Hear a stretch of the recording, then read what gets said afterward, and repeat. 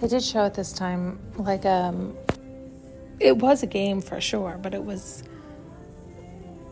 the most unusual game. I mean, it was like showing all these breakout stars that we know, right? Songs, comedians, movies, all these things. But individual ones. It was not showing because I said movies, and I thought, well, that's usually a bunch of people. But it wasn't showing that. It was showing individual, and I don't know if this matters or not, but I think because they were showing, it's like each individual has their dance with death or dance with life. Basically, they get their heart broken. They tango with unconditional love. And then they express that pain of that remembrance, of that loss, of that connection with oneself and with unconditional love.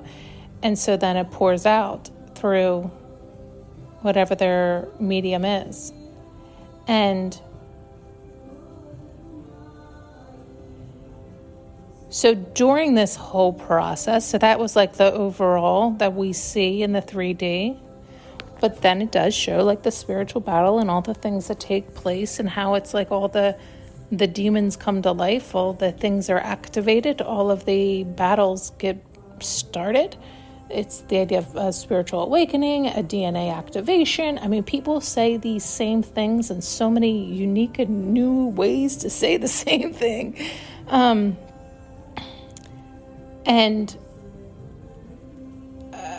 But during that portion, they showed it was all the same game. It was all even some of the same people. But that's what I'm saying. I don't even know how to verbalize some of this. The way they showed it, it was like so many layers.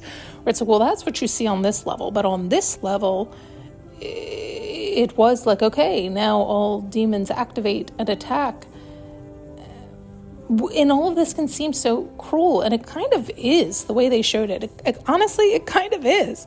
And yet at the same time, it's meant to see if you can stand the test of time. The idea if you can be strengthened by the fire or get burned down to ashes, meaning you're either going to bust through and rid those demons, or you're going to let them take you down.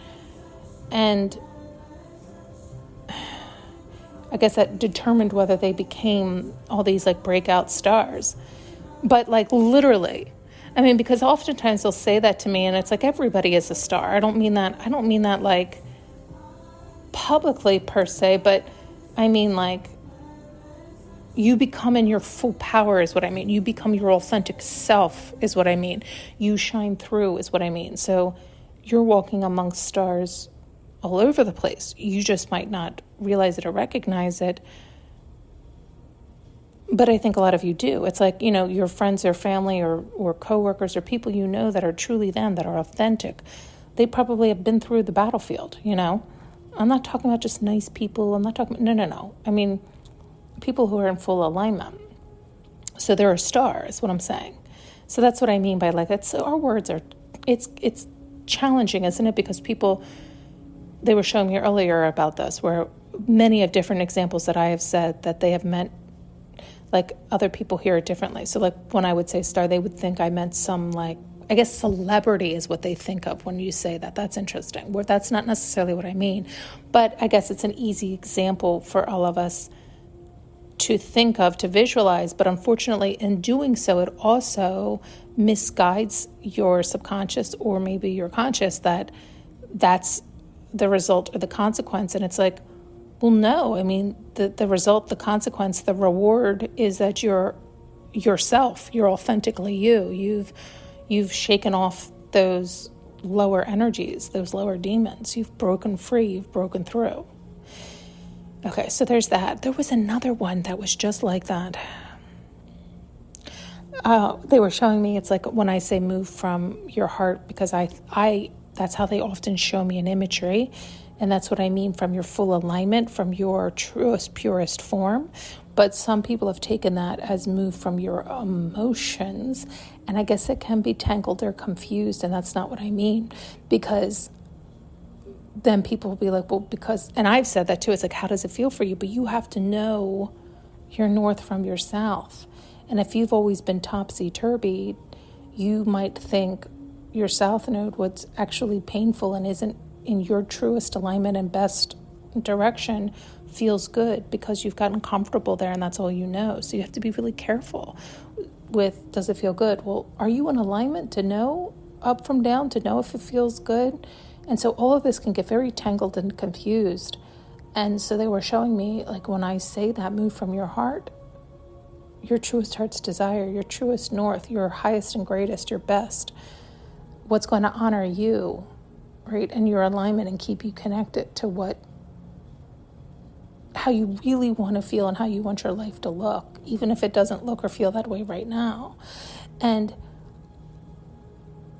so they were showing me, it's like, I guess how I've worded it, some people could get confused with like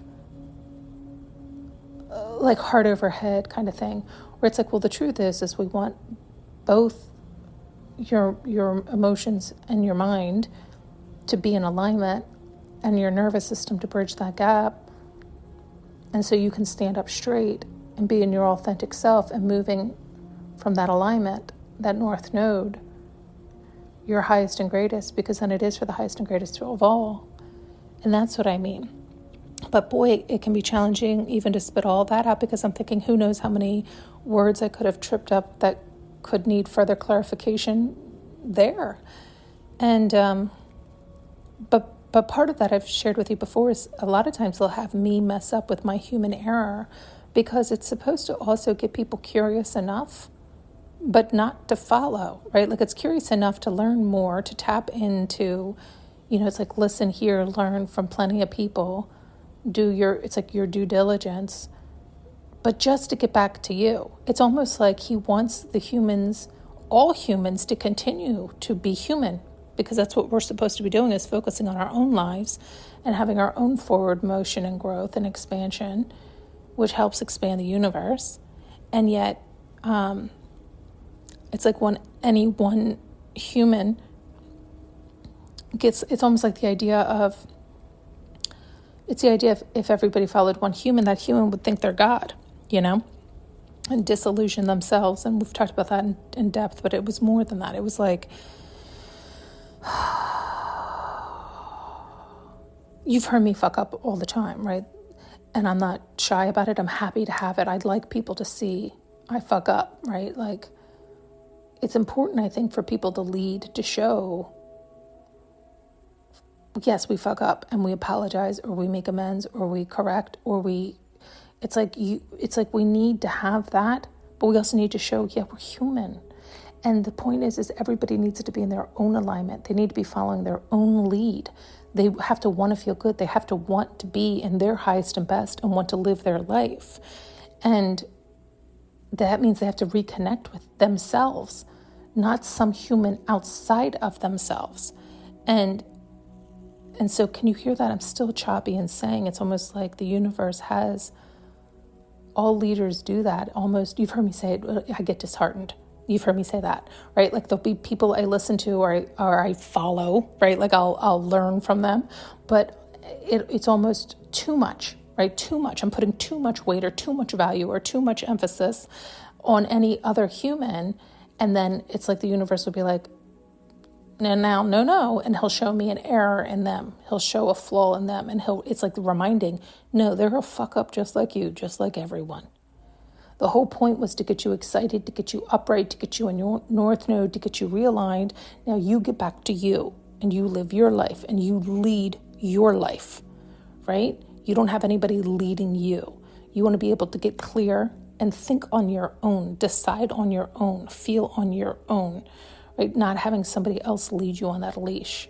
And so it is a balance, and you have to have other people who understand that and are also balanced and attempting to always rebalance, right? Get back in alignment, recognizing we all fall, but so that you have the support, right? Like, you have people or places or things to turn to that can help you get upright again, because we are human and we will err. That's what we do. But that's not supposed to be a bad thing. That's supposed to be a good thing in a multitude of ways. But this was one of the ways they were pointing out. Okay, I got sidetracked there, and I feel like there was more they wanted me to discuss before my side story. I'm not sure. Maybe if I listen to this again, it'll remind me. They continue to bring that wave through me lately. I don't know if they're showing me I'm back to floating. You know what it also has felt like a few times? Well, I've told you it's like the boat thing for sure, but it's something else too lately. It's like, you know how when you're just about to doze off to sleep, but you're not supposed to be asleep? And it's like you get like a wave to wake back up. You know that feeling, right? It's like, say you're even in a meeting, right? Or someplace where you're supposed to be paying attention, but man, are you falling asleep and you're trying you know what's worse? This has happened to me. This is worse. This is probably why I don't like driving. I remember driving home from work one day and I was stuck in traffic and I was so tired. And I felt myself dozing off. So I turned on the air, I turned down the windows, the whole thing. But I was in traffic, so we were stopping and starting. And it is a familiar pattern. So a lot of times we end up going into, it's like we hypnotize ourselves. We just get there automatically. And, you ever end up someplace and you're like, how the fuck did I get here? I don't remember making any of the turns. I don't remember any of it. And anyway, that's not what I meant. But I was in this traffic and I was really tired. And I found myself try as I may to keep awake, but I kept dozing off. And one of the times I really I was like, oh my God, I'm just about to fall asleep. I saw the red lights in front of me just as my eyes were about to close. Somebody in front of me slammed on the brakes. And that gave me the adrenaline, right? Like the jerk awake that I needed to be like, wake the fuck up. Do whatever you need to do to wake up. But that wave you get right there, that's what I've gotten lately. That's what it's felt like. Again, these long-winded stories, you can tell I am tired right now. Don't worry, I'm not behind a wheel. You very rarely will see me behind a wheel these days. And it's not from that. I just, where am I going? What am I doing? Thanks so much for tuning in and listening. You can now purchase an audio journey with me using the link below.